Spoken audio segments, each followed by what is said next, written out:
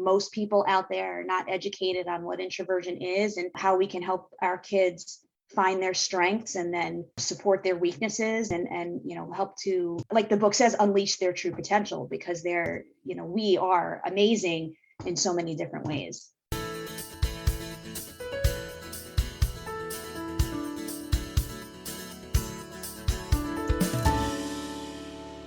Hello, and welcome to the Quiet and Strong podcast, especially for introverts. I'm your host, David Hall, and the creator of quietandstrong.com. This is a weekly podcast dedicated to understanding the strengths and needs of introverts. Introversion is not something to fix, but to be embraced. Normally, we'll air each episode on a Monday. Be sure to subscribe on your favorite platform. Leave a review, tell a friend, help get the word out there. Chrissy Romano Arrabito is a career teacher and is proud of it. She is currently a first grade teacher at Nellie K. Parker Elementary School in Hackensack, New Jersey, with over 29 years of experience in education. She graduated from Rutgers University, where she studied sociology and psychology. She went on to complete the teacher certification program and earned a master's degree in counseling from William Patterson University. She's dedicated to teaching the whole child. Her true passion lies in nurturing the quiet kids, those that truly need a champion to support and advocate for them. She's the author of Quiet Kids Count, Unleashing the True Potential of Introverts. This is part one of two for this episode. Tune in next week for the second half of this great conversation. All right. Well, I am very excited for our guest, Chrissy Romano Arrabito. Welcome to the Quiet and Strong podcast, Chrissy. Hey, thank you so much for having me. Absolutely. So I've been reading your book, Quiet Kids Count, Unleashing the True Potential of Introverts, which I'm very excited to get into and ask you some questions about it. But before we do that, tell us about yourself. Tell us about your journey in discovering that you were introvert and your journey to becoming a teacher. Oh boy, where do I start? Yes, I was a quiet kid to some degree. Although if people, I guess when I see my friends now that knew me when I was younger, I don't think they would characterize me as a typical shy, quiet kid, because I wasn't really shy. And a lot of my, I guess, quiet tendencies, I guess when I say quiet kid, it doesn't necessarily mean the kid that doesn't talk or the kid that's shy. I think that's an important distinction, because introversion doesn't mean shyness. Extroverts or introverts can be shy, and we definitely talk about that a lot on the show. Like when I say quiet and strong, it just means I spend a lot of time thinking. I was a shy kid. I'm not shy anymore, but overcoming shyness for me was understanding my introversion and a lot of things that we're going to talk about today. So yeah, I'm really happy that you made that distinction, because being quiet doesn't mean you're shy. It means you might need some time to think that you're thinking, all that good stuff. So thanks for making that distinction. Yeah, like for me, like I'm okay with silence. Like I guess that's the quiet part of me. Like my son and I can drive in a car and just listen to music and not talk. Whereas my daughter can't stop talking.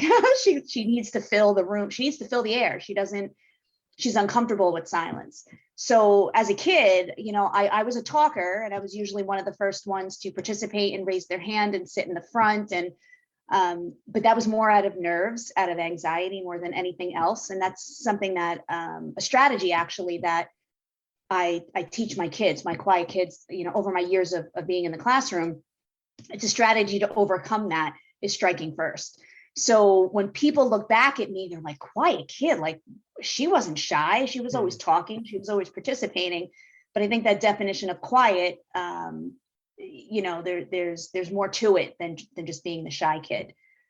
As far as my journey to teaching, I know we talked a little bit before the show. I had no intention of being a teacher. It wasn't even on my radar.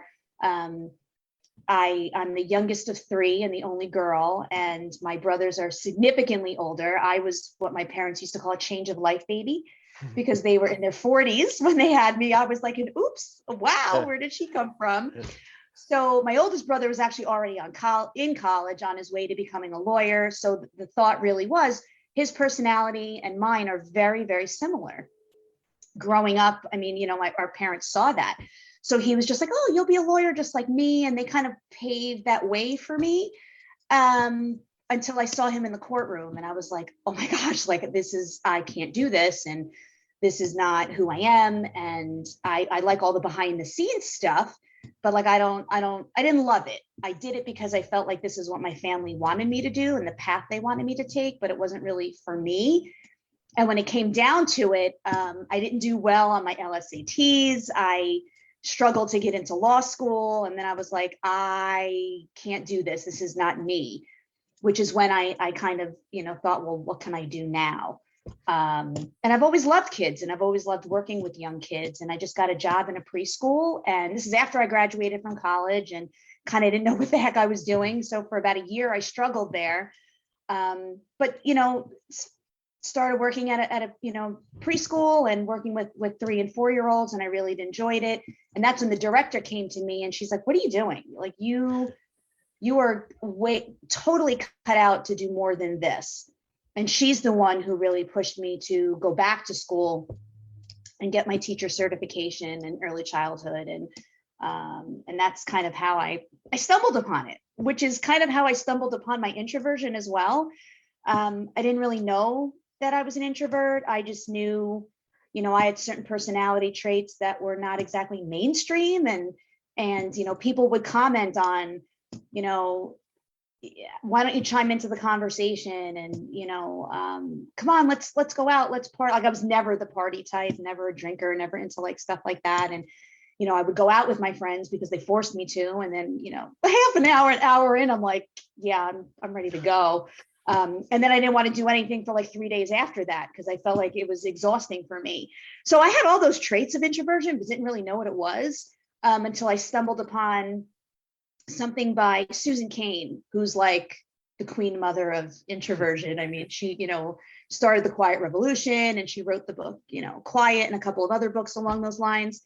So I saw something, it kind of spoke to me, and then I bought her book and I read it, and that's when the light bulb went off, which was only a couple of years ago. When I look back, it was probably maybe only 5 or 6 years ago, 7 maybe the most. So I'm 53, so I've lived most of my life not truly understanding who I am and what makes me tick, so to speak. But it was a huge light bulb for me, that I really started to understand why I am the way I am and to embrace it. Because, there's a lot of people out there, they know, who they are, but then they try to change themselves or try to ignore who they really are and try to be something that they're not. So for me, once I really understood it, it was a huge light bulb moment. And it made me think back to, my relationships with my friends. And at that point, I was already divorced from my first husband, well into a marriage with my second husband. We're married almost 20 years now. So, but just thinking about all the dynamics of all my relationships, and a lot of stuff just started to fall into place and to really click and help me understand. And once I did, I totally fully embraced my introversion and stopped making excuses or trying to be something that I'm not. And I'm just a much fuller person than I was before. Oh, that's excellent. And it sounds like that there was a lot of things you understood for most of your life, but you still couldn't put a name on it. It sounded, from talking with you before and now, there was a lot of things you were doing in the classroom. There was a lot of things you were doing with yourself, but you mentioned quiet was one of the things that really helped you put a name on it. And again, we're all different, but if we could understand how we work, and we'll both say this is a very natural way of being, and it's there to embrace and not to try to change yourself, because I know I've tried to do that. I've tried to be something I wasn't. It didn't work out very well. It's often very draining to try to be something you're not, and it's also exhausting. not very, yeah, it's exhausting, and it's not very effective. But when you understand who you are, what you need, what your strengths are, you can really excel at what you're doing. And I love that you're doing this in the classroom, because again, if kids can feel early on, that they have great strengths but they also have needs, that's amazing, because there's so many kids that and I was a quiet kid too, like I was saying, and there's so many kids that don't understand who they are. They're not reaching their potential, and they're not, and they feel bad about themselves often, And so again, I'm excited to get into the book here. So that was actually one of the reasons why I wrote the book in the first place, because I didn't recognize until much later in life, that I am an introvert. But I really wrote it for my son, and that's where it, the whole inspiration came from, was that he, different kind of an introvert than I am. He definitely is a shy introvert, extremely quiet, always was, from a little boy, from a child, from a toddler even. And as I saw him grow up and start preschool and then go to school, elementary school and so on, I really noticed that, we saw the wonderful, Christopher, that, everything, his, full range of who he was at home. But when he was out in public and at school, not everybody saw that. And they did try to change him. And the comments from teachers during parent-teacher conferences or on report cards, and, he needs to participate more, and, he needs to talk more in class, and all sorts of things that I at one point was guilty of writing those things, as a teacher. And those of you that are, listening, that have, kids that are introverts, and maybe you're not, and you hear those things, it's common. It's a common thread that we, hear when you see these shy, quiet kids. They have to talk more, participate more. So I felt like I wanted people to understand him better, not just him, but like all the quiet kids out there. And that was really, my whole inspiration behind writing the book. It wasn't to, and a lot of people say, oh, you want to make it. Trust me, you don't make money writing books. You really don't, unless you're like J.K. Rowling and Stephen King. You're not in it for the money. And it's one of these things that I feel like every teacher should have. It's a book that every teacher should have. Parents of introverted kids should read it to help them understand, their kids better. So yeah, I appreciate you when you reached out and you were like, I love your book. I was like, awesome. Somebody's reading it. Somebody's getting something out of it, and, putting it out there for more people to learn. I think that's really the thing, is most people out there are not educated on what introversion is, and, how we can help our kids find their strengths, and then, support their weaknesses, and help to, like the book says, unleash their true potential, because they're, we are amazing in so many different ways. Yeah. And while I was reading it, I was thinking pretty much anybody could benefit from this book, because it's definitely for teachers, both introverted and extroverted teachers. And you've got some strategies at the end of each chapter, which are amazing. You have some different activities that can be done in the classroom, and we're gonna get more into this. Okay. But even as adults, if I'm not a teacher, there's things that you can get understanding yourself, your kids, or in my book, my sister read my book. She's an extrovert, but she says, man, this helped me understand the introverts in my life. She has introverted children. So I think it's for everybody. And so hopefully we'll get some more books out in the hands of people. That'd be great. So this show is definitely about talking about strengths and needs of introverts, some strategies for success, but also I like to bust a myth or two, each episode. So is there a myth or two that you want to bust about introversion? So, yeah. So, well, there's a few, but I'm just going to pick, I guess, the top two. So one that I hear a lot is that introverts don't like to talk, or that they're shy. And that's really a myth. The shyness is usually situational, from what I've seen in my experience, not only me and my family members, my son, but just, I've been a teacher now for almost 30 years, and I've seen it in every classroom situation.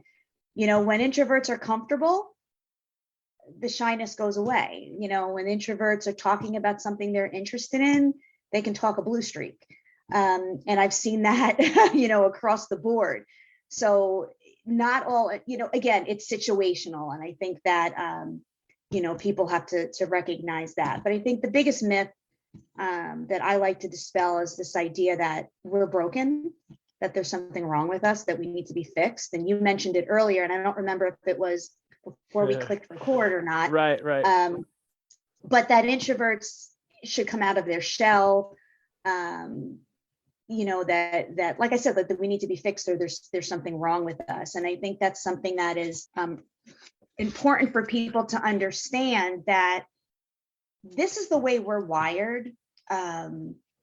Really, if you study the science behind it, it has to do with our neural pathways and the way we react to stimuli. And it's not by choice. I mean, this is really who we are and how we were born, and how we relate to the world around us, which is a very outrageous and noisy world. So trying to find a place for us quiet people to fit in can be tricky. So, accept us for who we are. Don't try to change who we are just because we're quiet or maybe introspective and observant and good listeners. Those are all fantastic strengths, and shouldn't be seen as weaknesses. And if there's one thing I can implore to teachers and parents in particular with your introverted students and children, is just accept them for who they are and help them grow, and grow into more confident children, and teach them how to embrace their strengths, not to ignore their weaknesses, but because everybody has them, but point them out in a nice way, in a nurturing way, and then give them strategies to build upon those, so that, they're a little bit more balanced. And that's one of the things I liked about the structure of this book, when I started working with Mark Barnes and Times 10, was that, not only did I call attention to what introverts are really like, but I put strategies in here and actual actionable things that you can do as an adult, as a child, as a parent, as a teacher, to help better understand what introverts are all about. Oh, I love that. And it's just like you said, we're wired differently, but there's such great power in that, because we are deep thinkers. We need some time to think. And that was a big epiphany for me, is just realizing, you know what? I'm never going to just talk nonstop, because I'm going to take the time to think. And some people are talking nonstop around me, and that's okay. They have great strengths. I have great strengths, but mine aren't going to change, because as we're talking about, it's very natural. And that's leading into what I was going to ask you next anyway. So what would you say is a strength or superpower of yours as an introvert? Two things kind of come to mind. Is I'm a good listener. I just kind of sit back and take it in. Whereas, I see with some of my extroverted friends, they'll listen to like a piece of what you're saying, and then they'll kind of jump in trying to want to solve the problem or offer their 2 cents, where I'll just sit back and listen. Oftentimes where people are like, hello, are you still there? Yeah. Did you nod off? Or you with me? And I'm like, yeah, I'm just kind of taking it all in. And then I guess the other one is being very observant. So not only being a good listener, but I pay attention to, I guess, a lot of the details in things. And as a teacher, especially with young children, I'm working with first graders now. It helps to just stop and observe, and just sit back and watch, and see how kids interact with other kids, and kind of lean in and listen to their conversations when they're working together, when they're having breakfast, when they're working in a center together with one another. And then just kind of sit back and watch the kids that sometimes choose to, when they have options, to choose to work alone, or kids that repeatedly ask to use the restroom kind of at the same time every day. And then when you sit back at some point in time and have a conversation with them, you figure it out. They really just need a break to get out of the classroom. They just need a minute to themselves. So I think being a good listener, listening when people are talking, and kind of seeing what they're really saying, not just on the surface, but kind of paying attention to everything, and just being observant. I I think those are two strengths that I've recognized over the years that has definitely helped me as a friend, as a partner, like as a spouse and as a partner, and a teacher, a parent, and kind of all aspects of my life. Yeah. Are there other strengths, maybe a strength or two that you've seen in your students that they get from their introversion? Yeah, I think a lot of my introverted kids tend to be really creative in all different ways. So with my my younger kids, like when they're playing with Play-Doh or they're building with Legos, when they have some quiet time to themselves, some of the things that they come up with are amazing. And then the stories behind, what it is, and they'll come up and say, look, I made this. And then they'll kind of just go on and on, with a story, or their artwork, like creative in that way. And a lot of it is because there's attention to detail, which is that observant piece kind of, I guess, that when they tell a story, it's not just like an overview, like they really like go into detail with, all the little things that are happening and what they're saying to each other and where the story takes place. And I can't wait to see them, because they're little now where they can't really write all that stuff down. Like if they had a microphone, they could definitely tell the story. They're good storytellers. But I would love to see how that translates when some of these kids get older and they're actually able to, put all of their creativity, on paper, so to speak. And then, that attention to detail. I've noticed that as well, that kids that find patterns in math, like things or ways of solving problems that like I would not necessarily think of, or the average person, the obvious answer, they kind of sometimes always find things that are a little deeper, a little more hidden. And you're like, oh, wow, I never thought of that one because it wasn't the obvious one. But of course, it's, a great way to solve the problem or to, add to the conversation. But I think that all goes back to being really observant and attention to detail. And it's just funny, when I wrote my book, that's one of the things that when the editor did the first pass, she was like, wow, you have a lot of detail, like already, like you're, I said, yeah, well, it's who I am. Yeah. And so I'm glad that you did kind of a little contrast, because we're not all the same introverts, but the fact that we think deeply, there's a lot of great strengths that come from it, but no two introverts are going to be exactly the same. Yeah, but we absolutely. share in common that, the love of ideas and the time we need to go inward, that kind of thing. So how do you help students understand what, that they have strengths? It's, where somebody else might not see who they are as having strengths. So I think a lot of that is just from connecting with kids and building relationships with them. I mean, that's the start, having conversations with them. And one of the things like in the district that I work in, that I have worked in for now over 20 years, the kids get free breakfast in the morning. So that gives an opportunity for them to kind of come in and unwind. And, we get off to, and I've always done this throughout the years, a soft start to the day. So I'm not one of those teachers that, you got morning work sitting on your desk waiting for you. My kids come in, they eat breakfast, some of them color, some of them watch videos, some of them, pull out the Legos, some of them just sit and talk with their friends for a good, like 25 minutes before we actually, jump into like, all right, let's start our day. So that's my opportunity. Once I take attendance and do lunch count and all that, housekeeping stuff, like I go around and I sit with them and I just talk with them, or sometimes just listen in and kind of get a feel for, how they interact or the dynamics between kids. And that's when I'm able to start building connections with them.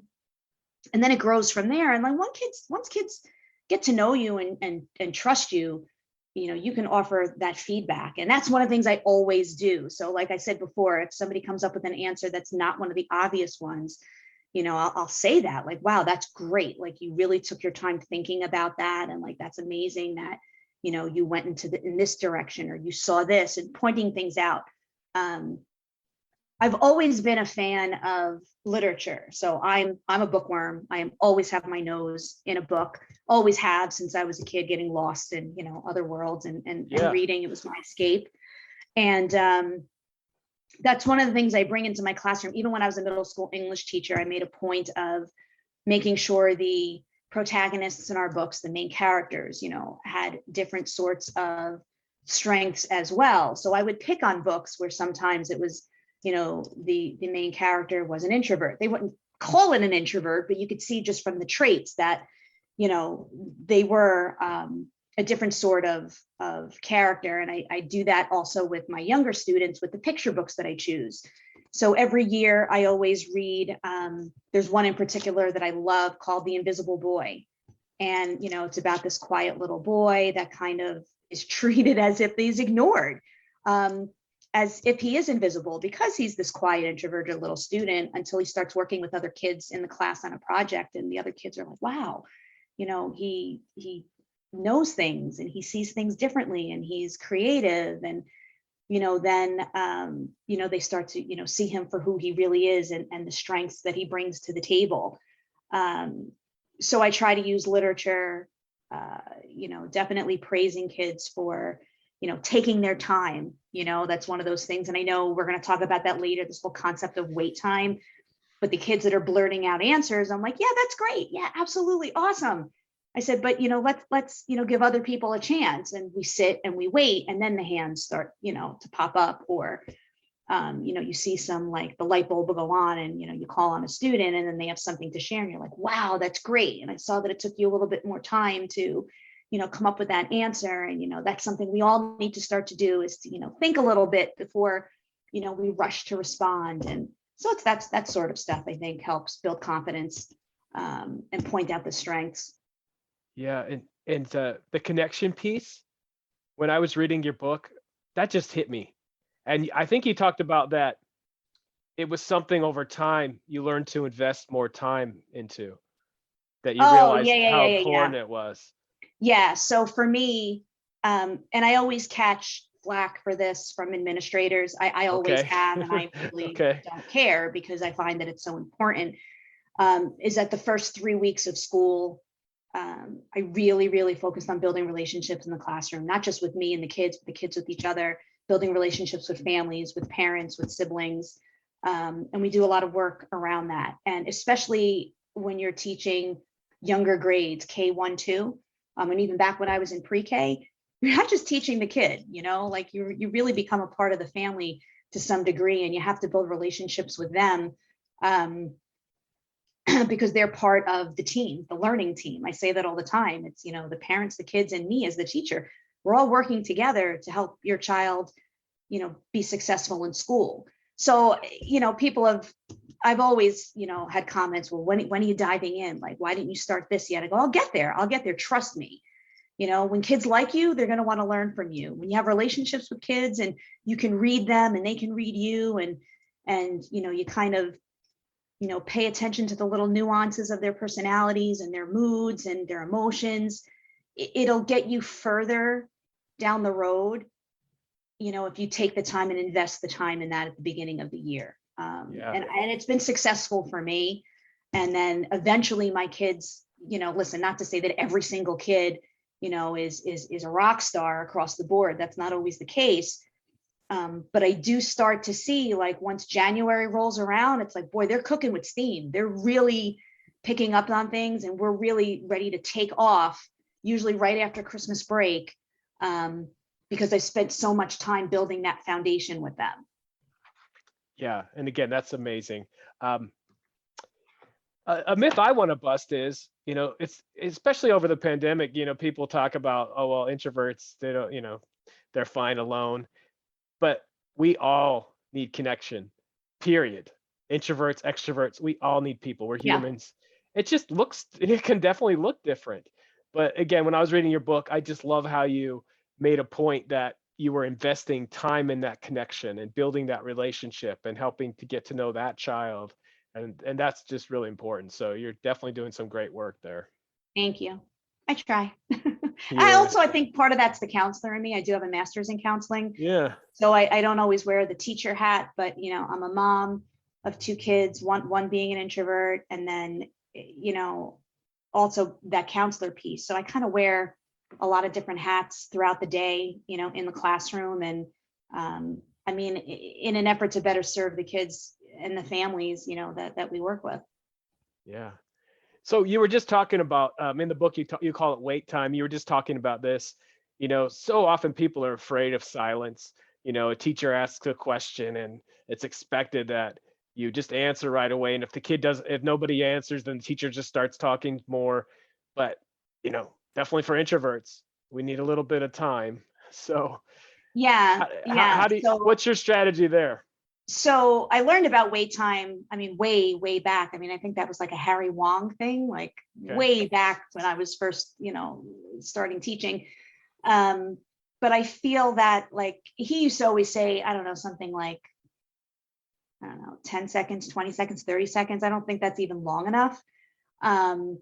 So what I've tried to do for a long time now, I mean, well over 15, 20 years in the classroom, we don't raise hands, in the traditional sense in my classroom. So I, depending on when I'm teaching middle school or little kids, like, sometimes, so I'll pose a question, or if we're, doing, I teach everything, right? As a first grade teacher, science, math, Right. reading, writing, all of it. So depending on what it is, whatever prompt it is, I'm trying to, elicit a response from, I'll either ask the question or pose the math problem. And then my kids don't raise their hands. They either put a hand on their shoulder when they're ready to respond, or they put a hand on their head, or they give me a thumbs up, or I don't know, we come up with different signals, silent signals, really.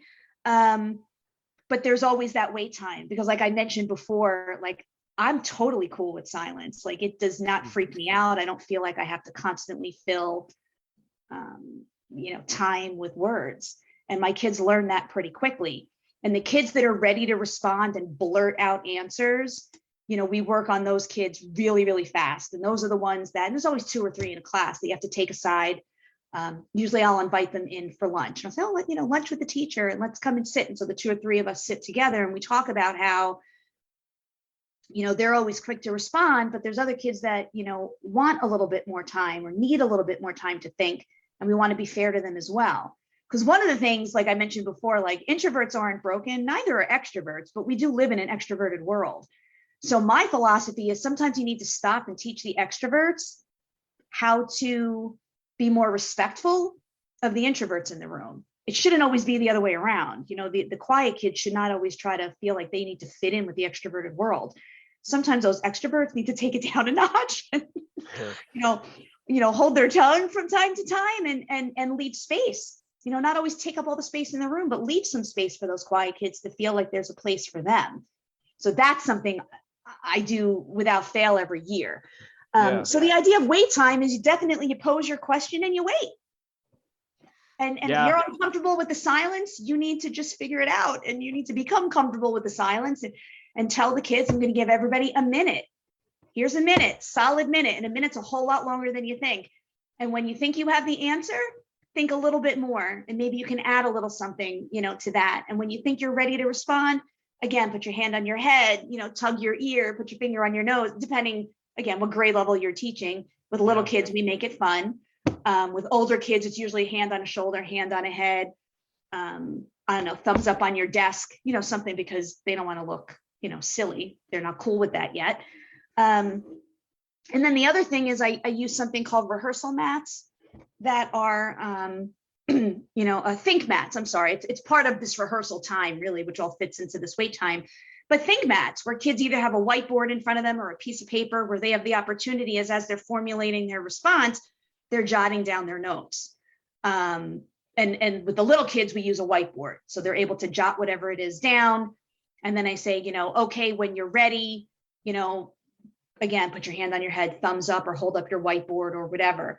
And then they have the opportunity to share. And there it is. It's all right in front of them. The younger they are, sometimes it's pictures. Sometimes it's, symbols, sometimes it's short sentences, but words, but something where they have the opportunity to gather their thinking before they have to blurt out a response. Oh, does that answer your question? I think that's what it was, right? Yeah, that's great. And that's part of this whole thing. Like, some episodes I have guests, some I do on my own, and the solo episodes, guess what? I write them out. and I get my thoughts out there, and that's so important.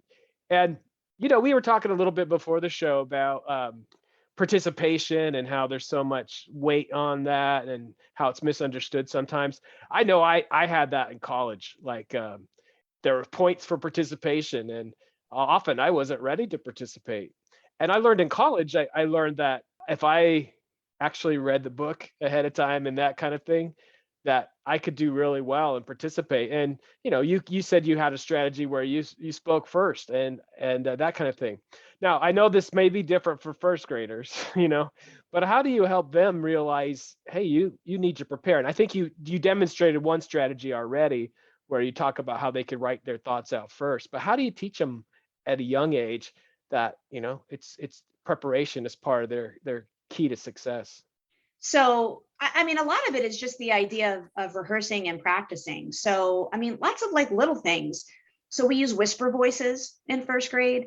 So, before they have to, maybe share a response with the class, they use their whisper voice and they talk to themselves and they just kind of whisper out the answer to kind of see, how it sounds, like that they can get the words out. We do have whisper phones where there's just these little phones that the kids, put up to their ear, and they can kind of hear as they talk into it, they can hear their own voice. So we use Seesaw, which is a platform that a lot of people now, because of the pandemic, they were like, wow, Seesaw is fantastic, but it's an opportunity for kids to share their thinking and share their learning in different ways. And one of them has them taking little selfie videos, where they use the microphone and the little video camera.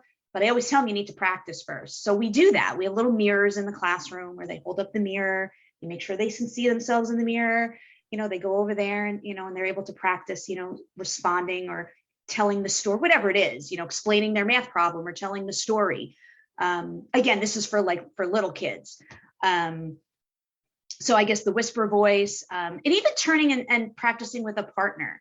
So it's not always that, kids feel that they're like, nerve-wracked before they talk in front of a whole group. Yeah, that's the case. But sometimes they're okay turning and talking to each other, or even turning, to the teacher. So I do a lot of like I just walk around and kind of, put my ear in. And sometimes I say, so just say the answer out loud, and I'll walk around and I'll listen. And then I'm able to pull things out and say that I heard this and I heard this and I heard this. And the kids know it's something that they said, but you're not calling their name. They're not calling out loud. Very, very different than what you see like in middle school and high school and even college. I mean, it's amazing how, I don't know, the crazy different strategies you can do with little kids, because there's really not a lot of self-consciousnness at that age. And, they're okay just sitting there like talking to themselves and, saying something out loud, and they don't think it's weird or awkward because it's the culture you create in the classroom. So, I'll say, okay, turn and talk to your buddy. What did you think of this answer? Or what would you do in this situation? Or how would you solve this math problem? And then they talk to each other, and I walk around and I listen in, and then I pull things out and then share as a whole group, as opposed to everything being a whole group all the time. The other thing is, when we teach little kids, is we do a lot of small group instruction. There's very few things that we do as a whole group. So while I'm working with 3 or 4 kids in front of me at a table, the rest of them are doing other activities. So in that case, it's a whole lot easier. Kids are way more comfortable talking to me with just 3 other kids there than they are in front of a group of 20. So I've shifted most of my instruction to small group. So when we're sitting there, it's like you see a whole nother side of the kid than you would if they were sitting in a group of 20. Yeah, the dynamics are very interesting. And Yeah. as an adult professional, you have to also figure out, okay, what works for me? What works for me in this situation? Is it a one-on-one conversation? Is that the best for this? Or is it a small group? Yeah. Or would the large group be good? And I mean, those are lessons that, we all need, but we have definitely preferences, being an introvert or extrovert. And that's great. Thank you so much for joining me for part 1 of 2 with this amazing teacher, Chrissy Romano Arrabito. Join us next week for part 2. I look forward to further connecting with you. Reach out at quietandstrong.com or email me at david@quietandstrong.com. I'll add social media channels for me and my guests to the show notes. Send me topics or guests you would like to see on the show. There's so many great things about being an introvert, and we need those to be understood. We need to have conversations about the strengths and needs of introverts. Get to know your introverted strengths and needs and be strong.